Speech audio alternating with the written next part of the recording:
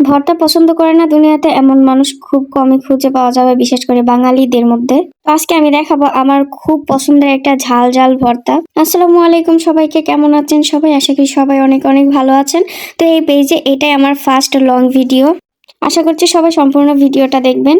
তো প্রথমে আমি ভর্তার জন্য নিয়ে নিয়েছি কতগুলো শুকনো মরিচ, সেই সাথে মাঝারি সাইজের 2টা পেঁয়াজ এবং একটা বড় সাইজের রসুন।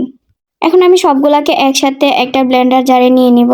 আর সেই সাথে নিয়ে নিব এই ভর্তার যে মেন উপকরণ, সেটা হলো চেপা শুটকি। এটাকে আমরা চেপা শুটকি বলি, আপনারা কি বলেন জানি না। আমি আমার ভর্তার জন্য এখানে 4টা শুটকি নিয়েছি। আর এটা ভালোভাবে ব্লেন্ড করার জন্য এটাতে আমি একটু পানি দিয়ে দিব, যাতে ব্লেন্ডটা সুন্দর হয়। আমার ব্লেন্ডার জারটা যেহেতু ছোট, সেজন্য আমি ছোট ছোট টুকরা করে কেটে নিয়েছি। আমি আমার সবসময় ব্যবহারের জন্য এই ছোট ব্লেন্ডারটাই সবসময়ের জন্য নামিয়ে রেখেছি, আর বড় ব্লেন্ডারটা উঠিয়ে রেখেছি। তাই আমি একটু কষ্ট হলেও এটাতেই কাজ করার চেষ্টা করি, ওইটা নামাইতে কেমন যেন একটা অলসতা কাজ করে। এরপর দেখুন ব্লেন্ডারের কাজ শেষ, কি সুন্দর ব্লেন্ড হয়েছে। এখন এটা আমি কড়াই আগে থেকে তেল বসায় রাখছিলাম গরম হওয়ার জন্য। ওই গরম তেলে এখন সবটা মিশ্রণ আমি ঢেলে দেব।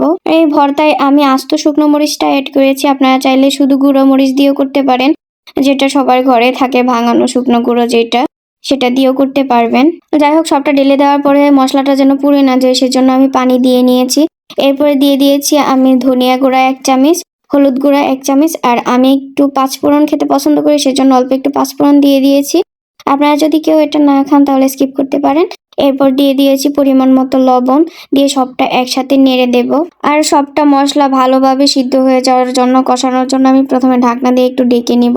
এরপর যখন তেলটা ছেড়ে দেবে তখন আর ঢাকনা দেব না, আমি ঢাকনা ছাড়াই এটা উল্টাপাল্টা করে বারবার নাড়তে থাকবো, যেন লেগে না যায় নিচে।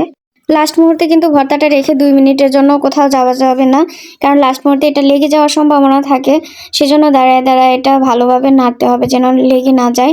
আর এটা যতক্ষণ না একদম শুকনা শুকনো হয়ে যাবে, পানিটা টেনে যাবে, ততক্ষণই এটা আমি এভাবে নাড়াচাড়া করে নিব। লাস্টে দেখেন যখন দেখবো যে একদম ভাজা ভাজা হয়ে গেছে, তখন এটা চুলা থেকে নামিয়ে নেব। আর আমি একটু বেশি ভাজা করি, কারণ এটা আমি অনেকদিন রেখে খাবো।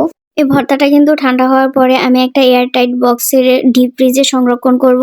আর কিছু থাকুক আর না থাকুক, এই ভর্তাটা সবসময় আমার ফ্রিজে থাকবে, কারণ যে কোনো সময় চাপটি দিয়ে খাওয়া যায়। কখনো তরকারি দিয়ে ভাত খেতে মন না চাইলে আমি এই ভর্তাটা একটু বের করে গরম করে নিয়ে পেট ভরে ভাত খেতে পারি। আর আমার মনে হয় ময়মনসিংহের মানুষের কাছে এই ভর্তাটা একটু বেশিই পরিচিত।